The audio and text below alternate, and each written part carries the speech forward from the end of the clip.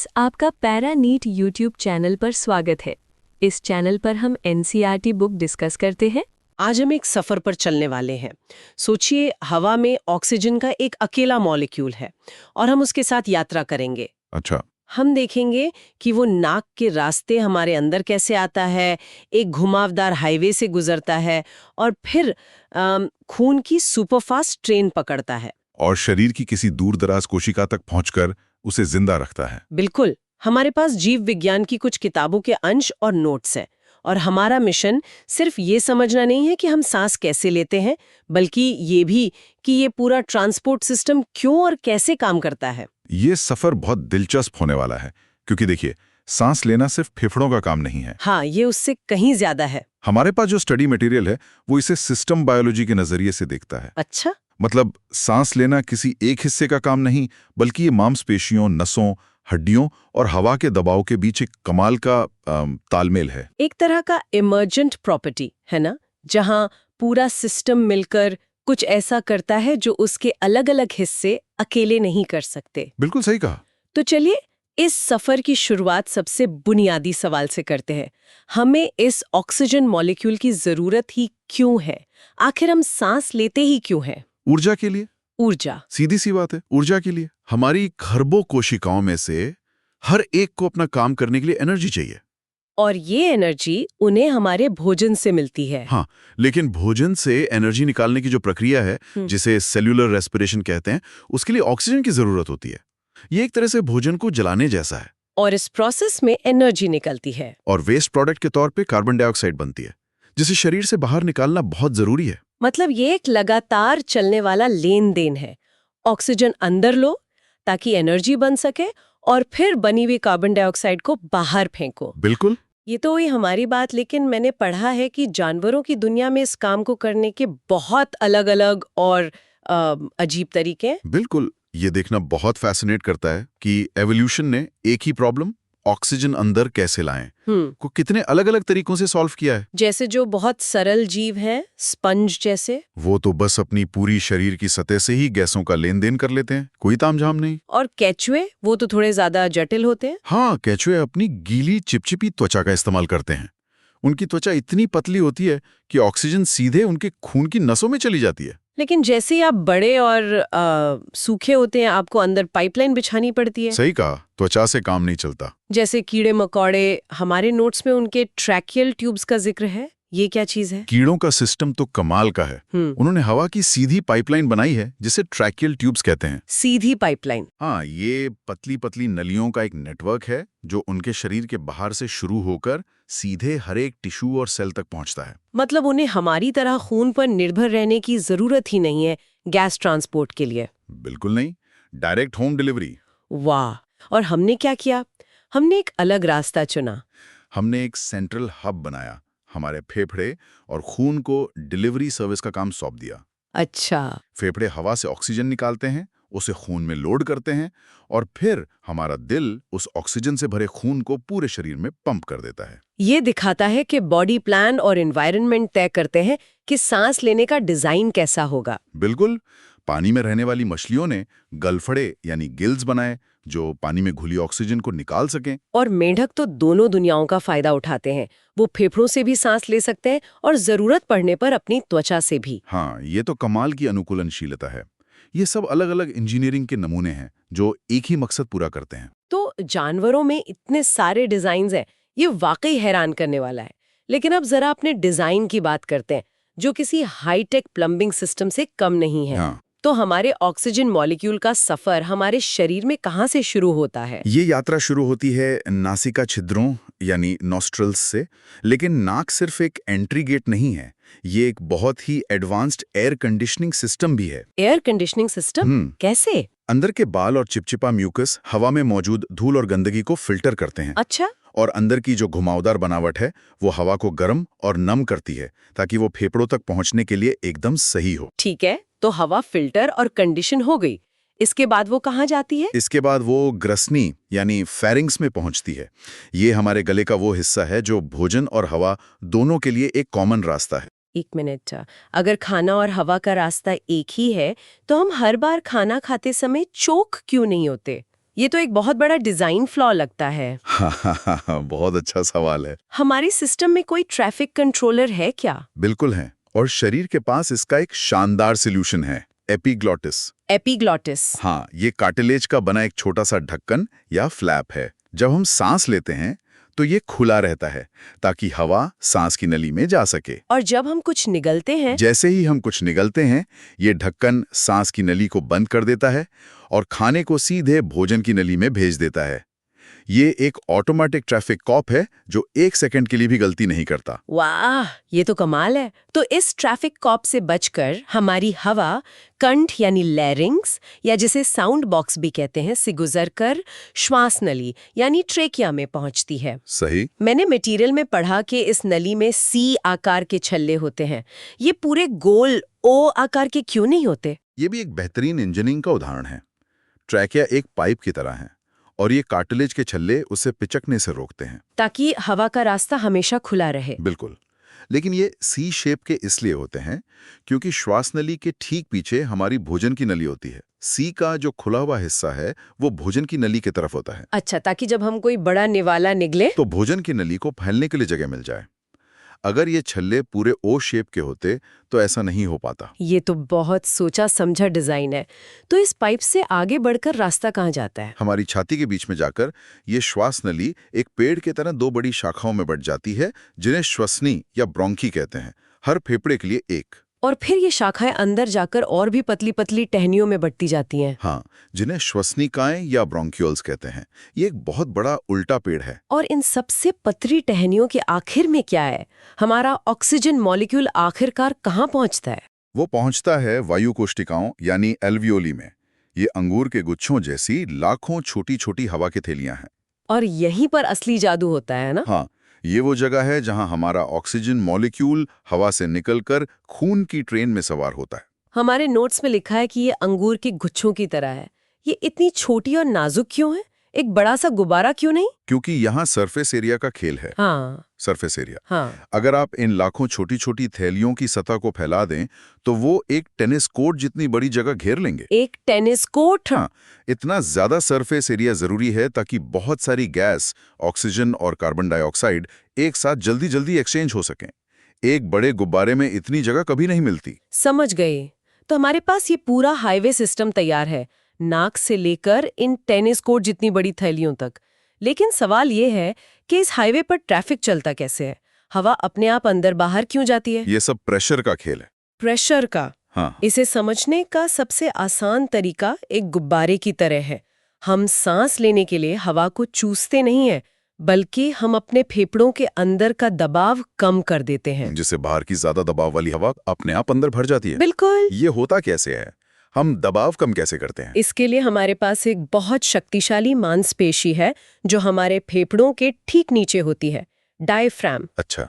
जब हम सांस अंदर लेते हैं, जिसे इंस्पिरेशन कहते हैं, तो ये डायफ्राम सिकुड़कर नीचे की ओर चपटा हो जाता है। और पसलियां? हमारी पसलियों के बीच की मांसपेशियां पसलियों को ऊपर और बाहर की ओर खींचती हैं। तो इससे हमारी छाती के अंदर की जगह थोड़ा सी कैविटी बढ़ जाती है। बिल्कुल। और भौतिकी का नियम है कि अगर आप जगह बढ़ाते हैं तो दबाव कम हो जाता है। तो एक तरह का हल्का वैक्यूम बन जाता है। सही। हमारी छाती के अंदर एक कम दबाव का क्षेत्र बन जाता है। बाहर हवा का दबाव ज्यादा है, अंदर कम, तो हवा तेजी से अंदर की ओर दौड़ती है और फेफड़ों में भर जाती है। और सांस छोड़ना, वो इसका ठीक उल्टा होगा। हाँ, और मजे की बात यह है कि सामान्य सांस छोड़ना यानी एक्सपिरेशन एक पैसिव प्रोसेस है। मतलब कोई मेहनत नहीं लगती। कोई मेहनत नहीं। डायफ्राम और पसलियों की मांसपेशियां बस रिलैक्स हो जाती हैं। डायफ्राम वापस अपने गुंबद जैसे आकार में आ जाता है, पसलियां नीचे आ जाती हैं और छाती के अंदर की जगह कम हो जाती है। हाँ, जगह कम हुई तो दबाव बढ़ गया और हवा बाहर धकेल दी जाती है। वाह, ये एक बहुत ही कुशल और लयबद्ध प्रक्रिया है। इसी वजह से हम बिना सोचे समझे सोते हुए भी सांस लेते रहते हैं। एक स्वस्थ इंसान 1 मिनट में लगभग 12 से 16 बार ऐसा करता है। तो हम 1 मिनट में लगभग 12-16 बार सांस लेते हैं। क्या इसका कोई तरीका है जिससे हम ये माप सके कि हर सांस में हम कितनी हवा अंदर बाहर करते हैं? हाँ, बिल्कुल। इसे स्पायरोमेट्री कहते हैं और ये फेफड़ों के स्वास्थ्य को जांचने का एक बहुत जरूरी तरीका है। ये थोड़ा तकनीकी लग रहा है। नहीं, इसे समझने के लिए हमें भारी भरकम शब्दों को याद करने की जरूरत नहीं है। इसे एक पानी की बोतल की तरह सोचिए। पानी की बोतल, ठीक है, ये दिलचस्प है। हाँ, जो हवा हम एक सामान्य शांत सांस में अंदर लेते हैं या बाहर छोड़ते हैं, वो है हमारा ज्वारीय आयतन, टाइडल वॉल्यूम। ये बोतल से लिया गया एक सामान्य घूंट है। अच्छा, लगभग 500 मिलीलीटर। सही। ठीक है, एक सामान्य घूंट। और अगर हम जोर लगाकर एक लंबी गहरी सांस लें तो? जैसे बहुत प्यास लगी हो, वो है आपका अंतः श्वसन सुरक्षित आयतन, इंस्पिरेटरी रिजर्व वॉल्यूम, IRV। ये वो है जब आप बहुत प्यासे हों और बोतल को मुंह से लगाकर एक लंबी सांस में बहुत सारा पानी पी जाएं। ये तो काफी ज्यादा होगा। हाँ, ये 2500 से 3000 मिलीलीटर तक हो सकता है। ये आपकी रिजर्व क्षमता है। और इसका उल्टा, जोर लगाकर सांस बाहर छोड़ना? वो है निश्वसन सुरक्षित आयतन, एक्सपिरेटरी रिजर्व वॉल्यूम, ERV। ये वो है जब आप बोतल को जोर से निचोड़कर बची खुची बूंदें भी निकाल देते हैं। इन सब के बाद भी क्या फेफड़ों में कुछ हवा बची रहती है, बोतल की तरह? हमेशा। और ये बहुत बहुत जरूरी है। क्यों? जोर से सांस छोड़ने के बाद भी जो हवा फेफड़ों में हमेशा बची रहती है, उसे अवशिष्ट आयतन, रेजिडुअल वॉल्यूम कहते हैं।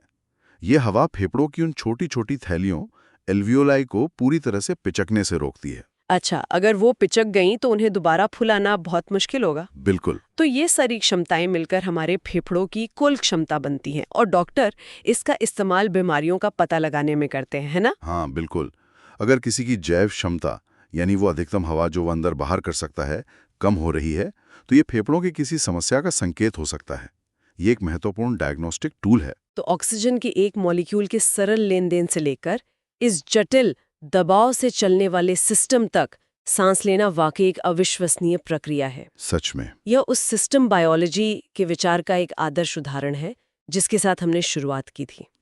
हर एक हिस्सा, चाहे वो एपिग्लॉटिस का छोटा सा ढक्कन हो या डायाफ्राम की विशाल मांसपेशी, सब मिलकर काम करते हैं। ये सच में है।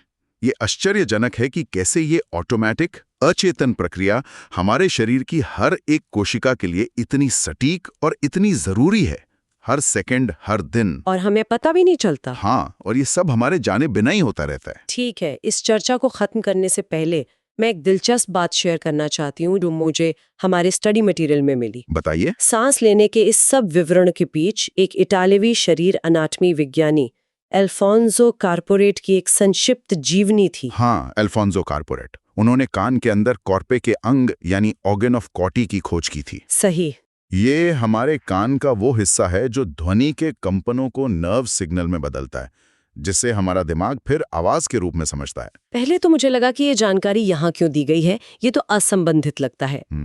लेकिन फिर मैंने सोचा, सांस लेना और सुनना दोनों ही बाहरी दुनिया की एक भौतिक घटना को एक जैविक संकेत में बदलने पर निर्भर करते हैं जिसे शरीर समझ सकता है। ये एक बहुत ही दिलचस्प कनेक्शन है ना? हाँ, सांस लेने में शरीर हवा के दबाव के अंतर को समझता है और उस पर प्रतिक्रिया करता है। और सुनने में शरीर हवा में दबाव की तरंगों यानी ध्वनि को समझता है और उसे व्याख्या करता है। दोनों ही मामलों में शरीर एक भौतिक शक्ति का अनुवाद कर रहा है। बिल्कुल।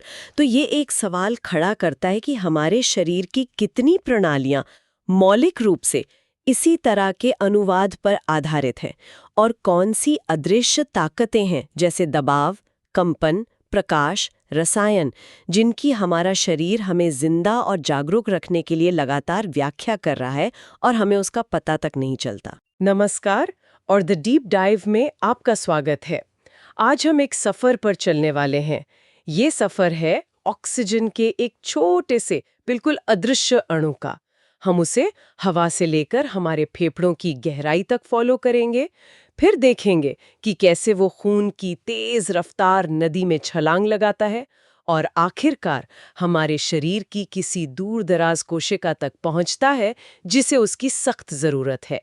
हमारे पास जो स्रोत हैं वे इस पूरी यात्रा का एक तरह से नक्शा है। तो मिशन साफ है, ये समझना कि सांस लेना सिर्फ हवा अंदर बाहर करना क्यों नहीं है, बल्कि यह हमारे शरीर के अंदर चलने वाला सबसे बड़ा लॉजिस्टिक्स ऑपरेशन है। और ये एक ऐसा ऑपरेशन है जो पूरी तरह से मतलब ऑटोमेटिक है। इसमें कोई बॉस नहीं है जो चिल्ला रहा हो, कोई मैनेजर नहीं जो निर्देश दे रहा हो। ये सब भौतिकी और रसायन विज्ञान के सुंदर नियमों पर चलता है। तो चलिए इस अणु के सफर की शुरुआत करते हैं, जहां से हम सब करते हैं एक गहरी सांस के साथ। ठीक है, तो मैंने सांस ली, हवा मेरे फेफड़ों में भर गई है। अब असली एक्शन कहाँ हो रहा है? टर्मिनल स्टेशन समझ सकती हैं। यहीं पर हवा और खून का मिलन होता है, लेकिन वे कभी सीधे तौर पर मिलते नहीं। उनके बीच एक बहुत ही पतली दीवार है। कितनी पतली? अविश्वसनीय रूप से पतली। स्रोत इसे 3 परतों का बताते हैं, लेकिन इसकी कुल मोटाई एक कागज से भी बहुत कम होती है। सोचिए, एक गीले टिश्यू पेपर जैसी दीवार है जो हवा को खून से अलग कर रही है। अच्छा। ये इतनी पतली इसलिए है ताकि गैसें आसानी से आर पार जा सकें, लेकिन इतनी मजबूत भी है कि खून बाहर ना निकल सके। ये प्रकृति की इंजीनियरिंग का एक शानदार नमूना है। तो ऑक्सीजन का अणु इस दीवार को पार करके खून में जाता कैसे है? क्या उससे कोई धक्का देता है? धक्का ही देता है, लेकिन कोई इंसान या मशीन नहीं, बल्कि दबाव का अंतर। इसे आंशिक दाब या पार्शियल प्रेशर कहते हैं। आंशिक दाब? हाँ, इसे एक झरने की तरह सोचिए। बाहर की हवा में ऑक्सीजन का दबाव बहुत ज्यादा है, फेफड़ों के अंदर उन गुब्बारों में ये थोड़ा कम हो जाता है, और उस खून में जो शरीर से थक-हार कर वापस आया है, उसमें ऑक्सीजन का दबाव तो बिल्कुल ही कम होता है। तो मतलब एक ढलान बन जाती है। बिल्कुल। तो ऑक्सीजन बस इस ढलान पर स्वाभाविक रूप से गिर जाती है, ज्यादा दबाव से कम दबाव की ओर। कोई मेहनत नहीं, कोई ऊर्जा खर्च नहीं, ये सिर्फ भौतिकी है। वाह। और कार्बन डाइऑक्साइड, मतलब जो कचरा हमें बाहर निकालना है, उसके लिए भी यही होता है? बिल्कुल, लेकिन उल्टी दिशा में। शरीर की कोशिकाओं में कार्बन डाइऑक्साइड का दबाव बहुत ज्यादा होता है, क्योंकि वो लगातार काम कर रही हैं। ये वहां से खून में आती है। जब ये खून फेफड़ों तक पहुंचता है तो वहां CO2 का दबाव कम होता है, तो CO2 खून से निकलकर फेफड़ों में चली जाती है और फिर बाहर हवा में तो इसका दबाव लगभग 0 है। इसलिए हम उसे आसानी से सांस के साथ बाहर फेंक देते हैं। यहाँ एक दिलचस्प बात है। हमारी सोर्सेज कहते हैं कि CO2 की घुलनशीलता, मतलब पानी या खून में घुलने की क्षमता, ऑक्सीजन से 20-25 गुना ज्यादा है। इसका क्या मतलब हुआ? इसका मतलब बहुत बहुत गहरा है। ये सिर्फ एक केमिकल फैक्ट नहीं है, ये एक डिजाइन फीचर है। Design feature? हाँ, ये बताता है कि शरीर की प्राथमिकता क्या है। शरीर ईंधन यानी ऑक्सीजन को अंदर लाने से ज्यादा जरूरी शरीर के जहरीले कचरे, मतलब कार्बन डाइऑक्साइड को बाहर निकालना समझता है। अच्छा। सिस्टम को ऐसा बनाया गया है कि CO2 को बाहर निकालने में जरा भी रुकावट ना आए। वो बहुत आसानी से और तेजी से उस पतली दीवार को पार कर जाती है। तो एक तरह से कचरा प्रबंधन ईंधन लाने से ज्यादा जरूरी है। ठीक है, तो ऑक्सीजन का अणु अब खून में आ गया है, उसने दीवार पार कर ली है, लेकिन अब उसे मेरे पैर के अंगूठे की एक मांसपेशी तक जाना है। वो वहां तक पहुंचेगा कैसे? खून की नदी में तैरकर तो नहीं जा सकता। नहीं, बिल्कुल नहीं। उसे एक सवारी चाहिए, और शरीर ने इसके लिए दुनिया की सबसे बेहतरीन टैक्सी सर्विस बना रखी है, हीमोग्लोबिन। हीमोग्लोबिन? ये लाल रक्त कोशिकाओं RBCs के अंदर का एक प्रोटीन है, और इसी की वजह से हमारा खून लाल होता है। हर हीमोग्लोबिन के अणु में 4 सीटें होती हैं, और ये ऑक्सीजन के 4 अणुओं को बिठा सकता है। लगभग 97% ऑक्सीजन इसी टैक्सी में बैठकर सफर करती है। एक स्मार्ट टैक्सी मुझे लगता है, क्योंकि उसे ये कैसे पता चलता है कि उसे ऑक्सीजन को फेफड़ों में उठाना है और पैर के अंगूठे में ही छोड़ना है, कहीं और क्यों नहीं? ये एक बेहतरीन सवाल है, क्योंकि हीमोग्लोबिन के पास दिमाग नहीं होता। इसका राज उसके आसपास के माहौल में छिपा है। हीमोग्लोबिन एक ऐसा अणु है जो माहौल के हिसाब से अपना व्यवहार बदलता है। मतलब? अच्छा, फेफड़ों में माहौल कैसा होता है? वहां तो खूब सारी ऑक्सीजन होगी और कार्बन डाइऑक्साइड कम। और सनफी, ये माहौल हीमोग्लोबिन के लिए ऑक्सीजन से कसकर चिपकने के लिए एकदम सही है। वो 4 सीटें भर लेता है। लेकिन जब ये टैक्सी पैर के अंगूठे की उस मांसपेशी के पास पहुंचती है जो कसरत कर रही है, तो वहां का माहौल कैसा होगा? एकदम उल्टा। ऑक्सीजन कम होगी क्योंकि उसका इस्तेमाल हो रहा है, कार्बन डाइऑक्साइड ज्यादा होगी क्योंकि वो बन रही है, और मेहनत की वजह से गर्मी भी होगी। बिल्कुल। और यही तीनों चीजें, कम ऑक्सीजन, ज्यादा CO2 और ज्यादा तापमान, हीमोग्लोबिन के लिए संकेत हैं। अच्छा। ये संकेत उसकी ऑक्सीजन से पकड़ को कमजोर कर देते हैं, और वो अपनी सवारियों को ठीक वहीं उतार देता है जहां उनकी सबसे ज्यादा जरूरत है। ये कोई बुद्धिमान अणु नहीं है, ये एक पूरी तरह से डिजाइन किया गया केमिकल स्विच है। ये शानदार है। तो हर बार जब हमारा दिल धड़कता है, तो लाखों ऐसी स्मार्ट टैक्सियां अपना काम कर रही होती हैं। स्रोत में लिखा है कि सामान्य तौर पर 100 मिलीलीटर खून लगभग 5 मिलीलीटर ऑक्सीजन ऊतकों को देता है। ये सुनने में तो काफी कम लगता है, हाँ, लेकिन जब आप सोचती हैं कि हमारा दिल 1 मिनट में लगभग 5 लीटर खून पंप करता है। ओह, तब तो काफी हो जाता होगा। हाँ, तो ये हर मिनट लगभग 250 मिलीलीटर ऑक्सीजन पहुंचाने के बराबर है। और जब हम कसरत करते हैं तो ये मात्रा कई गुना बढ़ जाती है। अब एक और पहेली, अगर ऑक्सीजन के लिए हीमोग्लोबिन है, तो वापसी की यात्रा के लिए कार्बन डाइऑक्साइड क्या करता है? क्या वो भी इसी टैक्सी में आता है? इंतजार। तो क्या CO2 के लिए अलग सिस्टम है? ये तो थोड़ी नाइंसाफी लगती है। हाँ, थोड़ा बहुत। केवल 20-25% CO2 ही हीमोग्लोबिन से चिपक कर वापस आती है। ज्यादातर CO2, लगभग 70%, एक बहुत ही चतुर तरीका अपनाती है। वो अपना भेष बदल लेती है। भेष बदल लेती है? मतलब? हाँ, RBCs के अंदर एक बहुत तेज एंजाइम होता है जिसे कार्बोनिक एनहाइड्रेज कहते हैं। ये CO2 को पानी के साथ मिलाकर तुरंत एक नए केमिकल बाइकार्बोनेट में बदल देता है। अच्छा, बाइकार्बोनेट खून में बहुत आसानी से घुल जाता है और सुरक्षित रूप से यात्रा कर सकता है। तो CO2 एक यात्री के रूप में नहीं, बल्कि खून का ही एक हिस्सा बनकर यात्रा करती है। और फिर फेफड़ों में। और जब ये खून फेफड़ों में वापस पहुंचता है, तो वही एंजाइम इस प्रक्रिया को उलट देता है। बाइकार्बोनेट को वापस CO2 में बदलता है और हम उसे सांस के साथ बाहर निकाल देते हैं। ये एक केमिकल जादू जैसा है जो हर पल हो रहा है। ये सब इतना जटिल और ऑटोमेटिक है कि यकीन नहीं होता। लेकिन इस ऑटोमेटिक सिस्टम का कंट्रोल रूम कहाँ है? मतलब जब मैं दौड़ती हूँ तो मेरी सांसें तेज हो जाती हैं और जब मैं सोती हूँ तो धीमी। ये फैसला कौन लेता है? कोई तो ऑटो पायलट होगा। बिल्कुल। और ये ऑटो पायलट हमारे दिमाग के सबसे पुराने हिस्से ब्रेन स्टेम में बैठा है। मेड्यूला नाम की जगह पर एक श्वसन लय केंद्र है। ये एक मेट्रोनॉम की तरह है जो टिक टिक करके सांस लेने और छोड़ने की एक सामान्य लय बनाए रखता है। लेकिन सिर्फ एक लय तो काफी नहीं है, उसे बदलना भी तो पड़ता है। सही कहा। इस लय को फाइन ट्यून करने के लिए पास में ही पॉन्स नाम की जगह पर एक और केंद्र है जो इस लय की गति को जरूरत के हिसाब से तेज या धीमा कर सकता है। इससे आप अपने दिमाग का ब्रीदिंग थर्मोस्टेट समझ सकती हैं। ठीक है, तो ये थर्मोस्टेट किस चीज को मापता है? जाहिर है खून में ऑक्सीजन के लेवल को, है ना? जब ऑक्सीजन कम होती होगी तो ये सांस तेज करने का अलार्म बजा देता होगा। यहीं पर सबसे हैरान करने वाली बात है। क्या? नहीं, हमारे शरीर का सांस लेने का सिस्टम मुख्य रूप से ऑक्सीजन के फ्यूल गेज पर नहीं चलता। ये कार्बन डाइऑक्साइड के वेस्ट अलार्म पर चलता है। 1 मिनट रुकिए। आप कह रहे हैं कि हमारे शरीर का इमरजेंसी अलार्म CO2 के लिए है और ऑक्सीजन की भूमिका, स्रोत कहते हैं कि काफी महत्वहीन है। ये तो बिल्कुल उल्टा लग रहा है। ऑक्सीजन की कमी तो सबसे बड़ा खतरा होनी चाहिए।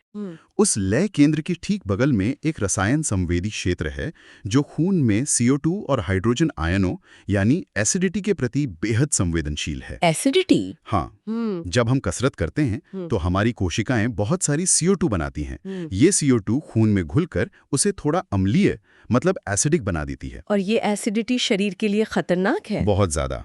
हमारे शरीर के सारे एंजाइम और प्रोटीन एक बहुत ही संकीर्ण pH रेंज में काम करते हैं। अगर खून थोड़ा भी ज्यादा एसिडिक हो जाए तो वो काम करना बंद कर सकते हैं।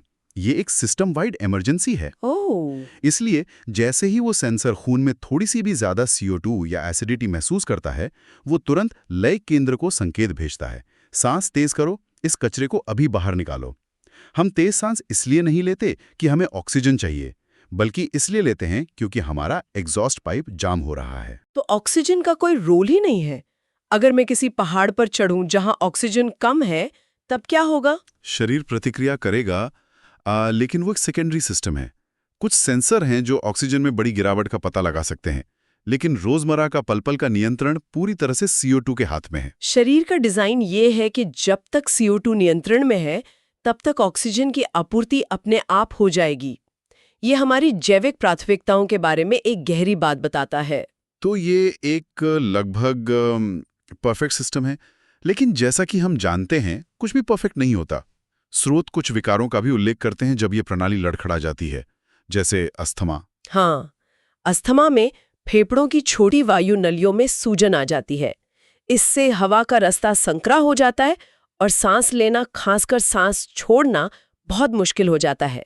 ये एक तरह का ट्रैफिक जैम है। और एक और गंभीर बीमारी का जिक्र है, एम्फीसीमा। और भी ज्यादा खतरनाक है। इसमें वो छोटे छोटे गुब्बारे एल्वियोलारे जिनकी दीवारें गैसों के आदान प्रदान के लिए जिम्मेदार हैं, वो ही नष्ट होने लगती हैं। मतलब जो पूरा बाजार है वो ही उजड़ जाता है। बिल्कुल, गैस एक्सचेंज के लिए जगह ही कम हो जाती है, फेफड़े अपनी लोच खो देते हैं। और स्रोत बिल्कुल साफ तौर पर कहते हैं कि इसका सबसे बड़ा कारण धूम्रपान है। ये इस बात का सीधा उदाहरण है कि कैसे हम अपनी आदतों से इस नाजुक सिस्टम को स्थायी रूप से नष्ट कर सकते हैं। इसमें व्यावसायिक बीमारियों का भी जिक्र है, जैसे पत्थर के खदानों में काम करने वाले लोगों को होने वाली बीमारियां। हाँ, उन उद्योगों में जहां बहुत ज्यादा धूल जैसे सिलिका या एस्बेस्टस के कण उड़ते हैं, वहां ये समस्या होती है। हमारा शरीर थोड़ी बहुत धूल से निपटने के लिए बना है, हमारे पास फिल्टर हैं, लेकिन जब धूल का हमला बहुत ज्यादा और लगातार होता है तो शरीर की रक्षा प्रणाली हार मान लेती है। और फिर क्या होता है? फेफड़ों में सूजन और फाइब्रोसिस हो जाता है, जिसका मतलब है कि फेफड़ों के ऊतक सख्त और स्थायी रूप से क्षतिग्रस्त हो जाते हैं। ये दिखाता है कि हमारे जैविक सुरक्षा तंत्र की भी एक सीमा है। तो हमने ऑक्सीजन के एक अणु का पूरा सफर देखा, दबाव के झरने से लेकर हीमोग्लोबिन की स्मार्ट टैक्सी तक, और दिमाग के उस कंट्रोल रूम तक जो कचरे के अलार्म पर काम करता है। ये एक ऐसी व्यवस्था है जो हर सेकंड हमारे बिना जाने चुपचाप और कुशलता से हमें जिंदा रखे हुए है। बिल्कुल। और अंत में एक विचार जो सोचने पर मजबूर करता है। स्रोत में ये बात सामने आई कि शरीर की रक्षा प्रणालियां औद्योगिक धूल जैसी चीजों का सामना नहीं कर पाती। ये एक बड़ा सवाल खड़ा करता है। हमारे शरीर के ये सिस्टम लाखों वर्षों में एक प्राकृतिक दुनिया के लिए विकसित हुए हैं। वे आधुनिक औद्योगिक और रासायनिक चुनौतियों के लिए कितने तैयार हैं, ये इस बात पर रोशनी डालता है कि कैसे व्यक्तिगत स्वास्थ्य के फैसले जैसे धूम्रपान ना करना और व्यापक सार्वजनिक स्वास्थ्य नीतियां जैसे काम करने की जगहों पर सुरक्षा नियम आपस में जुड़े हुए हैं। ये सिर्फ जीव विज्ञान नहीं है, ये इस बात की कहानी है कि हमारा प्राचीन शरीर इस नई बदलते दुनिया में कैसे तालमेल बिठाने की कोशिश कर रहा है। अगर आपको ये डिस्कस अच्छा लगा हो तो प्लीज परानीट चैनल को सब्सक्राइब करें नेक्स्ट लेक्चर के लिए। Thank you for watching. Hello.